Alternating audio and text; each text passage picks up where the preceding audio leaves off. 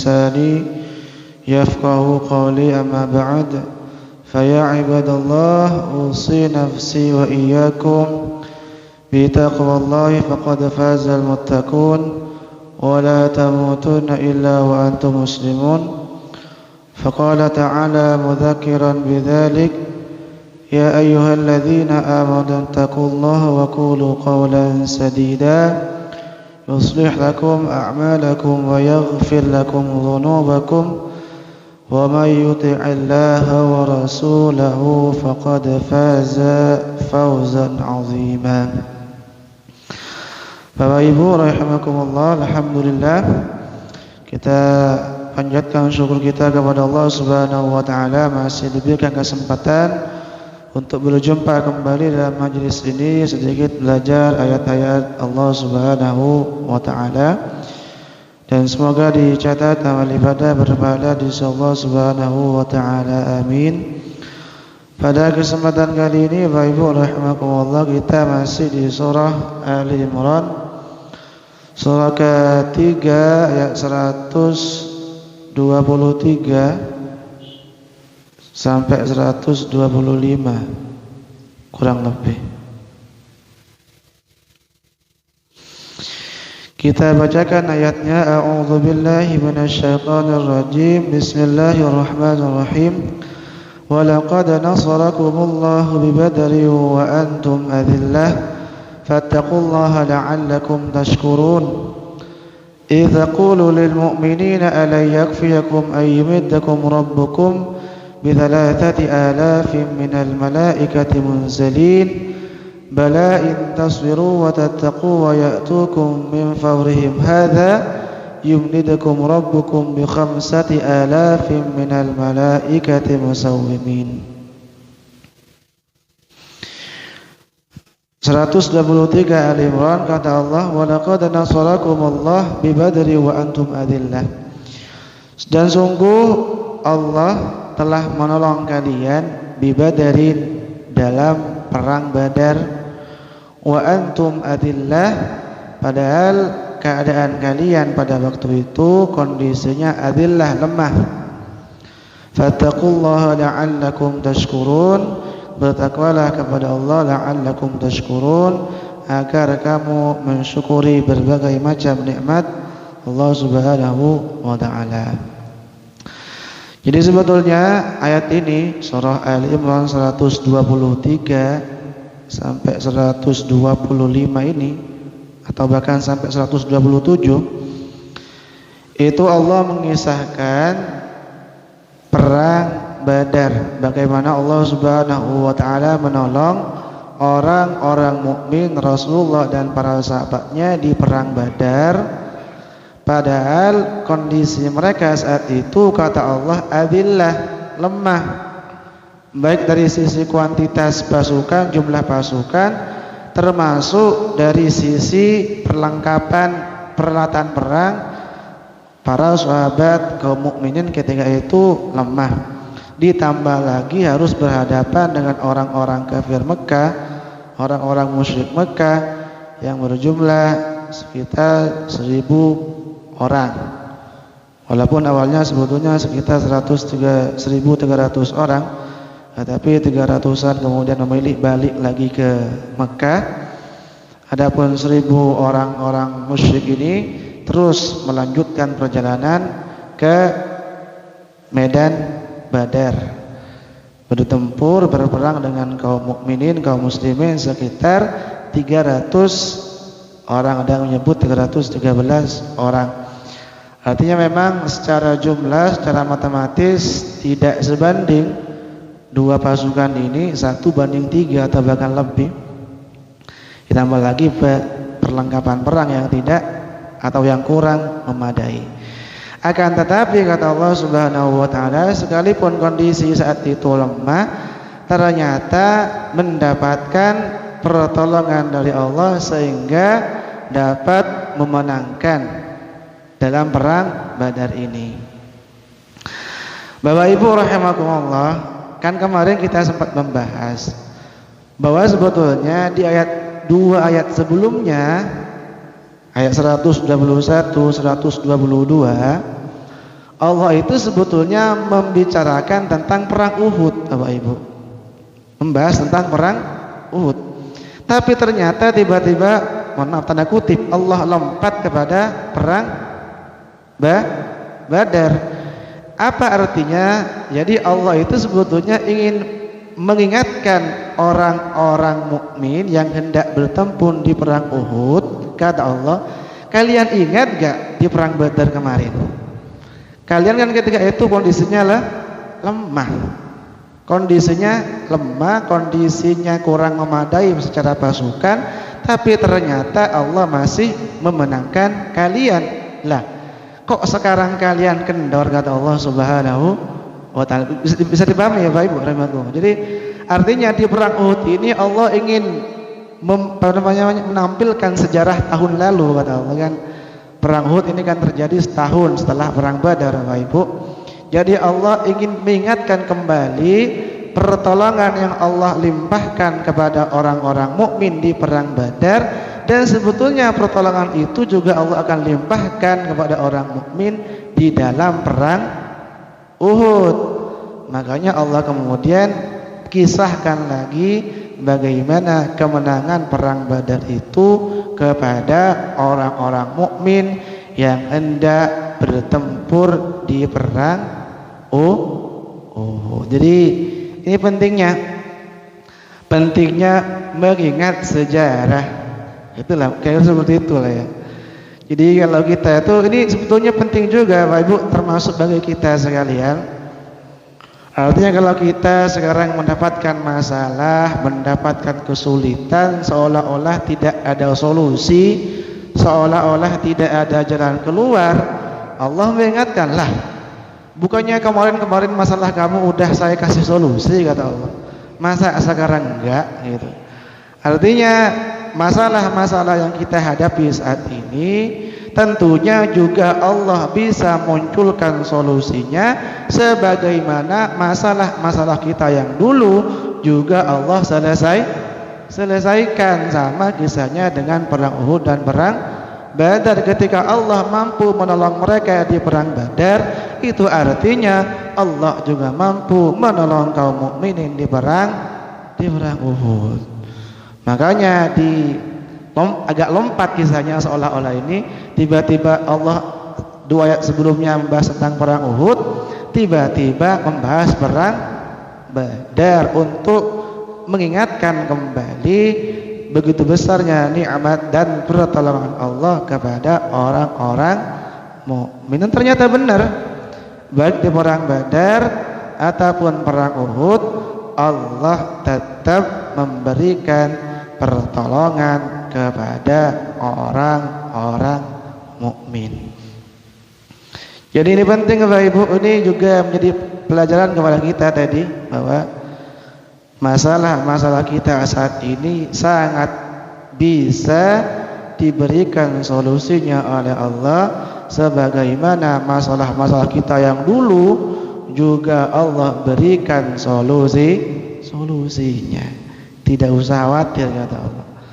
Makanya Nabi kita Muhammad sallallahu alaihi wasallam sering diingatkan kan oleh Allah. Allah katakan, alam yajidka yatiman fa'awa wa wajadaka dhallan fahada wa wajadaka a'ilan fa'aghna, kata Allah.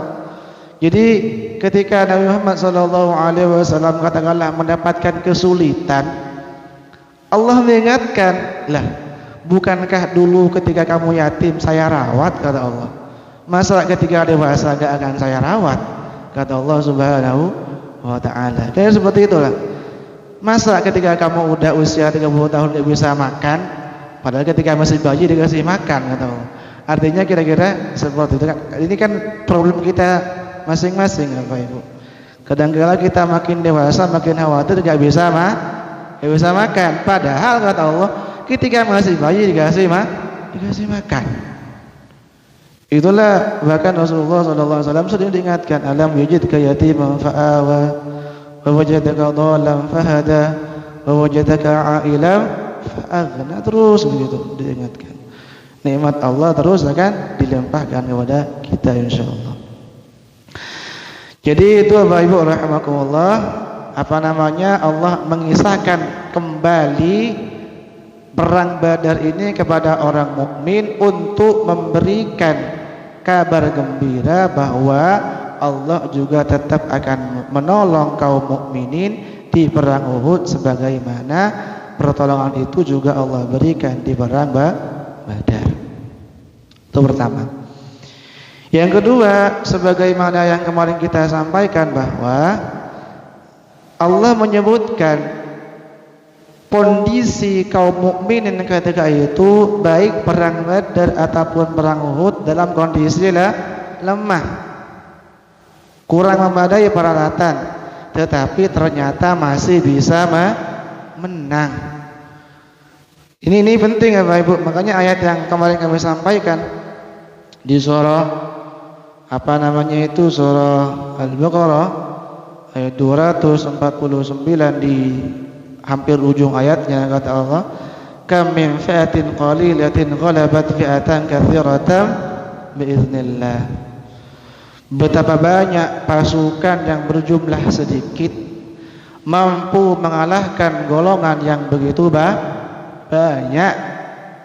Itu betapa banyak peperangan yang seolah-olah tidak sebanding, kata Allah. Pasukan yang berjumlah sedikit melawan pasukan yang berjumlah banyak, tetapi masih bisa menang. Itu terjadi kepada Rasulullah SAW di perang Uhud dan di perang Badar. Jadi tidak perlu khawatir juga. Jadi dan ini memang salah satu kesombongan atau kecongkaan, gitu. Congkak itu ya, sombong. Kecongkaan orang-orang kafir ketika mereka mengetahui bahwa di perang Badar itu ternyata umat Islam jumlahnya cuma sekitar 300, mereka sombong. Wih, 300 doang, kata mereka. Kita 1000. Udah sombong.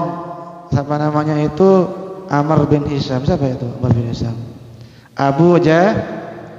Abu Jahal itu nama aslinya adalah Amr bin Hisham, tetapi nama Facebooknya Abu Jahal. Nama IG-nya ya kalau sekarang Abu Jahal. Dia sombong, congkak gitu ya. Bahwa kenapa? Karena mereka merasa di atas angin. Bukan masuk angin, di atas angin ya. Maksudnya merasa akan menang. Ternyata Allah kemudian menurunkan ayat di dalam Al-Qur'anul Karim, surah Al-Anfal, surah ke-8 ayat ke-19, kata Allah, "Walan tughniya anhum fi'atuhum syai'aw walau kathurat." Al-Anfal surah ke-8 ayat 19 di ujung ayatnya, hampir ujung ayatnya, "Walan tughniya anhum fi'atuhum syai'aw walau kathurat." al-ayat. Tidaklah bermanfaat golongan kalian itu, kata Allah, golongan mereka, orang-orang kafir, walau kathurat, sekalipun mereka berjumlah begitu banyak. Jadi ini Bapak Ibu rahimakumullah. Jadi ini perang Badar, makanya dikisahkan kembali oleh Allah Subhanahu wa taala. Bapak Ibu rahimakumullah, kita lanjutkan ke ayat 124-nya. Jadi kan Allah mengatakan bahwa Allah itu menolong kaum mukminin di perang Badar. Apa bentuk pertolongannya? Allah katakan pertolongannya adalah yaitu alam alayyakfiyakum ayyumiddakum rabbukum bi 3,000 minal malaikati munzalin. Jadi Allah mengutus 3.000 malaikat. Maka di ayat setelahnya Allah mengatakan kalau mereka bisa bersabar dan bertakwa, niscaya malaikatnya itu akan ditambah oleh Allah menjadi bi-khamsati alaf, menjadi 5.000. Berarti kalau 5.000 ditambah kaum mukminin 300, 5.300 berbanding 1.000 udah lebih banyak malah sekarang. Ini berkat pertolongan Allah Subhanahu wa taala, luar biasa. Sebetulnya kisah perang Badar itu paling banyak Allah kisahkan di surah Al-Anfal, Bapak Ibu. Itu hampir detail sekali. Allah mengisahkan bagaimana Rasulullah SAW memang berdoa kepada Allah Subhanahu wa taala agar menolong kaum mukminin ini. Dan memang Allah berjanji, Bapak Ibu, di awal-awal surah Al-Anfal itu. Al-Anfal surah ke-8 ayat ke-7 di ujung ayatnya kata Allah, "Wa yuridullahu ayyuhiqqal haqqa wa yubtilal batila walau karihal mujrimun." Jadi memang di perang Badar ini Allah berjanji akan menenggelamkan yang batil dan memenangkan yang benar. Itu janji Allah. Ternyata uniknya, Bapak Ibu, kalau kita melihat di buku-buku sejarah Nabi itu atau kitab-kitab tarikh atau surah Nabawiyah, Nabi itu kan berdoa kepada Allah Subhanahu wa taala. Ini doanya masyhur sekali, sering kita dengar. Kata Rasulullah sallallahu alaihi wasallam, "Allahumma in tuhlik hadhihi al-ansabata al-yawma la tu'bad. Allahumma in syi'ta lam tu'bad ba'da al-yawmi abada." Atau kama qala Rasulullah. Ya Allah, duhai Allah, seandainya pasukan kaum mukminin di perang Badar ini kalah, niscaya setelah ini tidak akan ada manusia yang akan menyembahmu. Kata Allah, kata Rasulullah sallallahu alaihi wasallam. Jadi seolah-olah Rasulullah menagih janjinya Allah Subhanahu wa ta'ala bahwa beliau Allah akan betul-betul menolong pasukan kaum mukminin di perang Badar. Bahkan Rasulullah tadi sempat tanda kutip mengancam gitu ya, dengan ada ancaman, kalau ini kalah ya Allah gitu ya, boleh jadi tidak akan ada lagi manusia yang akan menyembahmu kalau kalah para mujahid perang Badar. Otomatis orang-orang kafir Mekah juga akan menduduki Madinah, dan kaum muslimin yang ada di Madinah juga akan dihabisin ya semuanya kaum muslimin gitu ya. Jadi yang ikut perang Badar itu kan tidak semua kaum muslimin ya Pak Ibu, masih ada orang muslim yang tinggal di Madinah. Tetapi seandainya kaum muslimin itu kalah di perang Badar ini, gitu ya, atau na'udzubillah Rasulullah wafat, katakanlah na'udzubillah, tapi alhamdulillah tidak, otomatis Mekah sebentar lagi juga akan diduduki oleh orang-orang musyrik kafir Mekah, dan tentunya orang muslim yang ada di Madinah juga akan dihabisi. Makanya Rasulullah sampai berdoa dengan sedikit tanda kutip mengancam itu. Khawatir tidak akan ada lagi umat manusia yang akan menyembah Allah Subhanahu wa ta'ala. Karena kita tahu Nabi Muhammad adalah nabi yang terakhir, tidak akan ada nabi lagi setelah Rasulullah SAW. Padahal risalah Islam ketika itu belum disampaikan oleh Rasulullah secara sempurna, kan masih belum gitu ya, masih tahun kedua Hijriah. Itu perang Badar itu tahun kedua Hijriah. Lah, bahkan di kesempatan yang lain Rasulullah SAW juga berdoa, Bapak Ibu rahimakumullah. Kata beliau, kata Rasulullah, Allahumma hadza Quraisyun qad aqbalat bil khayala wa fi fakhriha. Ya Allah, ini orang-orang Quraisy Mekah ya Allah, datang dengan kesombongan dan kecongkaan mereka. Tuhaduka wa tukadzibu rasulak, mereka menentangmu dan mereka mendustakan rasulmu ya Allah. Kata Rasulullah sallallahu alaihi wasallam, Allahumma fanasruka alladhi wa'adtani, Allahumma anhihum al-ghadata. Atau kama qala Rasulullah. Ya Allah, kata Rasulullah, yang kami harapkan saat ini adalah pertolongan-Mu yang Kau janjikan itu. Ya Allah, pagi ini tolong anhihum, binasakan orang-orang kafir Mekah itu. Selepas doa-doa itu dipanjatkan kepada Allah Subhanahu wa taala sampai itu kan Nabi hampir sampai itu selendang ya, ini selendang ya, bukan selendang, surban. Sampai surban beliau itu mau jatuh, kemudian diminta berhenti oleh Abu Bakar As-Siddiq. Udah ya Rasulullah, sudah cukup, doamu didengar oleh Allah Subhanahu wa taala. Maka selepas doa-doa itu dipanjatkan oleh Rasulullah sallallahu alaihi wasallam, Allah jawab doa itu dengan diturunkannya firman Allah Subhanahu wa taala, surah Al-Anfal surah ke-8 ayat ke-9, kata Allah, anni mubiddukum bi alfin minal malaikati murdifin. Saya tolong kalian, kata Allah, bi alfin, dengan 1000 malaikat yang berbondong berturut-turut. Jadi kan tadi jumlahnya 5000 Bapak ya, Bapak Ibu ya. Tapi berbaris 1000. Jadi ada 5 baris tuh.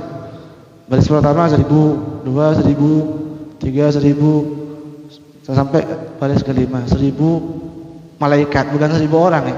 1000 malaikat. Nah, itu luar biasa. Jadi namanya Rasulullah, alhamdulillah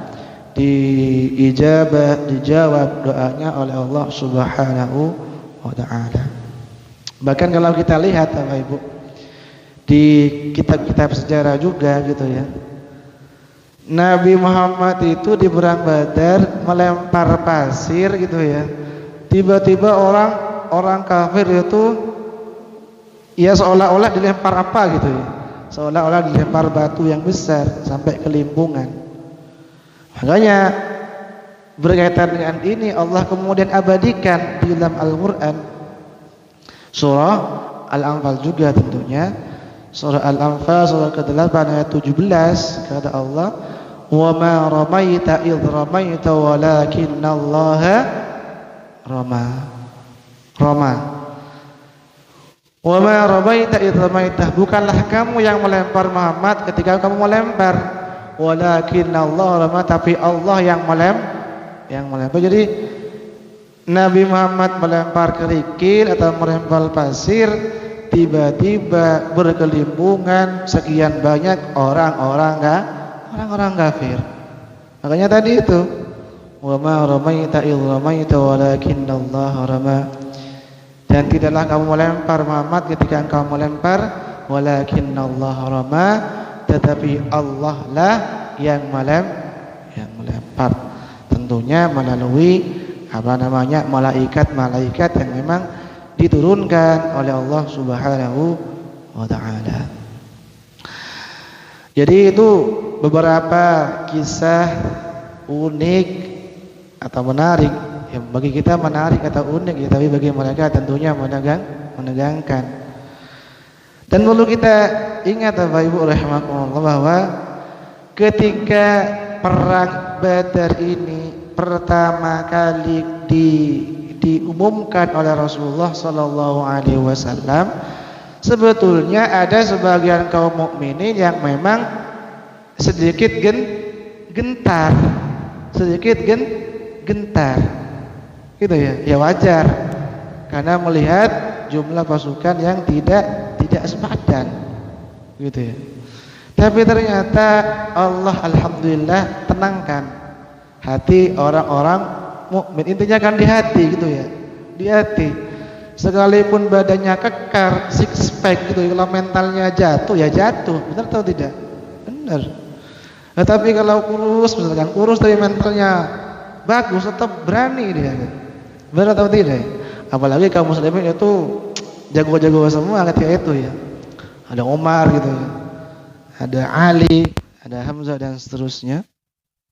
Selain fisik memadai, mental juga sangat-sangat mental baja. beton gitu, tidak takut dengan apapun. Lah, selepas ada sebagian kaum muslimin yang gentar, agak sedikit gentar gitu ya. Ya, Allah kemudian menenangkan hati mereka dengan cara apa? Salah satunya dengan ditidurkan. Nah, ini kisah unik juga. Salah satu kisah unik dalam perang Badar. Allah abadikan ini di Quran, Bapak Ibu.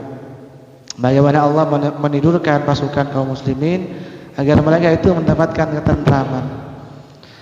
Allah sebutkan di Quran surah Al-Anfal juga, surah ke-8 ayat 11 dan ke-12, kata Allah, "Idz ghashiyikumun nu'asa amanatan minhu wa yunazzilu 'alaikum minas sama'i ma'a liyutahhirakum bihi wa yudhiba 'ankum rizza syaitan wa liyarbita 'ala qulubikum wa yuthabbita bihil aqdam."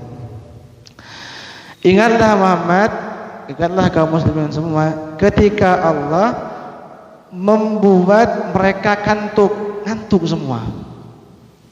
Apa tujuannya? Amanatan, agar mereka ngantuk, tidur, kemudian tenang, fresh, tidak memikirkan apa yang akan nanti terjadilah, semuanya diserahkan kepada Allah Subhanahu wa taala.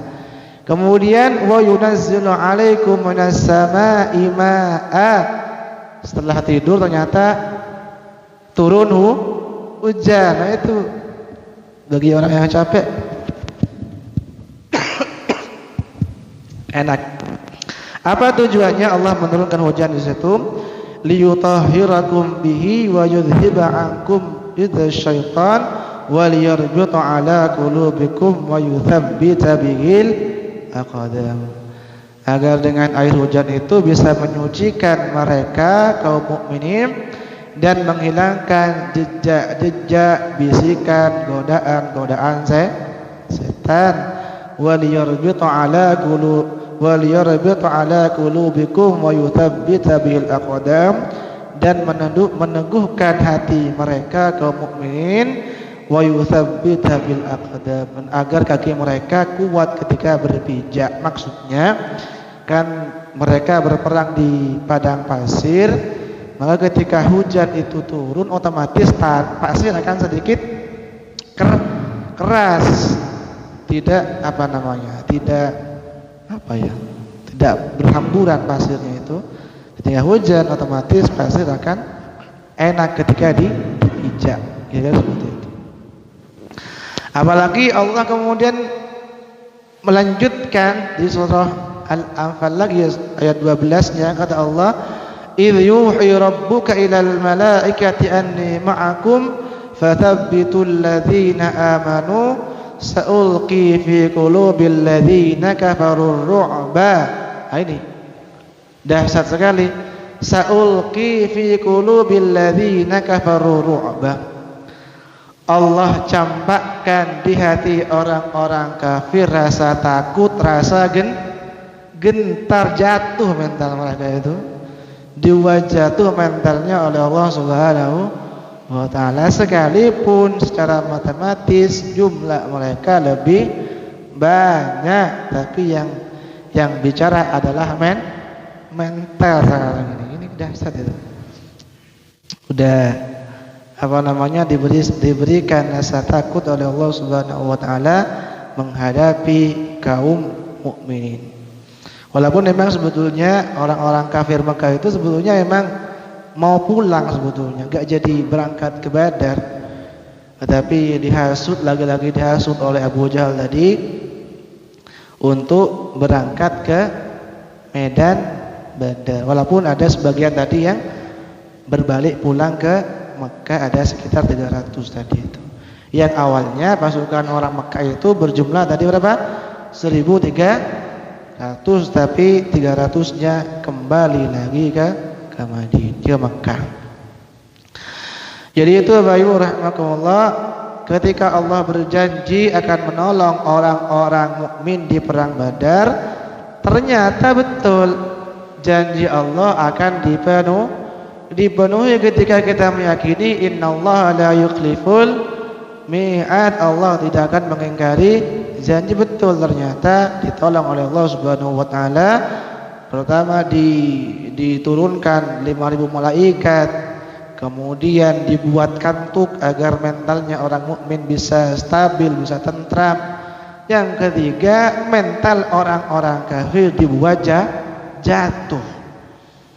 Itulah pertolongan Allah Subhanahu wa taala. Makanya Bapak Ibu rahimakumullah, kesuksesan di perang Badar inilah kemudian diceritakan kembali oleh Allah kepada orang-orang mukmin yang hendak berangkat ke perang Uhud. Kan kemarin kita sampaikan bahwa, sedikit mengulang kembali kemarin. Kan kemarin kita sampaikan bahwa di perang Uhud sebetulnya kaum muslimin ada sekitar 1.000 orang berbanding 3.000 orang kafir. Awalnya 1.000 banding 3.000. Ternyata 300 pasukan mukminin pulang ke Madinah, gak jadi ikut perang Uhud karena dihasut oleh orang munafik bernama siapa kemarin? Abdullah bin Ubay bin Salul. Ini Abdullah, namanya Abdullah sebetulnya ya, tapi ternyata itu kerjanya. Abdullah bin Ubay bin Salul dihasut, ternyata 300 balik ke Madinah, tinggal 700 pasukan. Bayangkan 700 melawan 3.000, 1 banding 4 malah ini. Itu lah, selepas 300 pasukan muslimin itu balik ke Madinah, otomatis ini menjatuhkan mental pasukan kaum muslimin. Lah, terus gimana ini? Malah semakin kurang pasukan kita gitu ya. Kira-kira seperti itulah mental mereka, bisikan-bisikan mereka ketika itu. Bahkan sampai ada 2 kafilah yang ingin mundur juga. Ternyata kemudian dikuatkan oleh Allah Subhanahu wa taala, dan Allah kemudian mengingatkan kembali kesuksesan di perang Badar. Itulah maksud dari flashback ke belakang, Allah menceritakan kesuksesan di perang Uhud. Makanya kata orang-orang, jangan sekali-kali melupakan jas merah katanya, bukan jas hujan ya gitu. Sejarah gitu. Penting ternyata itu. Penting. Termasuk penting ketika melewati rintangan, kesulitan, masalah yang kita hadapi saat ini. Seolah-olah Allah tidak mampu mengatasi masalah kita saat ini, padahal masalah kita yang dulu, problem kita yang dulu, kesulitan kita yang dulu sudah diberikan solusinya oleh Allah Subhanahu wa taala. Jadi itu Bapak Ibu rahimakumullah. Jadi kesimpulannya dari beberapa ayat ini, pelajaran yang bisa kita ambil pertama tadi bahwa tetap pertolongan Allah itu akan senantiasa menyertai kita, dan tentunya kesulitan yang kita hadapi saat ini akan diberikan solusinya oleh Allah Subhanahu wa taala, sebagaimana Allah juga memberikan solusi terhadap problem-problem yang kita hadapi di zaman dulu ketika kita masih kecil mungkin. Yang kedua, ternyata kemenangan itu tidak dihitung dari jumlah pasukan. Kalau Allah berkehendak menolong, pasti akan menang. Oh ya. Sama kalau kita menghadapi kehidupan ini, tentunya seolah-olah kita dalam keadaan terbatas, uang nggak ada, daftar beasiswa mungkin gitu ya, atau modal nggak ada untuk usaha. Nggak usah khawatir kata Allah. Berapa banyak orang yang dulunya sulit, lemah, atas pertolongan Allah bisa mengendalikan keadaan yang sulit itu. Itu yang kedua. Yang ketiga, pertolongan Allah disebutkan di Al-Imran 125-nya ternyata diperuntukkan kepada orang-orang mukmin yang mereka intasbiru wa tattaqu, sabar dan bertakwa kepada Allah Subhanahu wa taala. Jadi itu Bapak Ibu rahimakumullah yang bisa disampaikan pada kesempatan kali ini, semoga bermanfaat dan dicatat amal ibadah berpahala di sisi Allah Subhanahu wa taala. Kita tutup perjumpaan kita kali ini dengan kafaratul majlis. Subhanakallahumma wa bihamdika asyhadu an la ilaha illa anta astaghfiruka wa atubu ilaik. Assalamualaikum warahmatullahi wabarakatuh.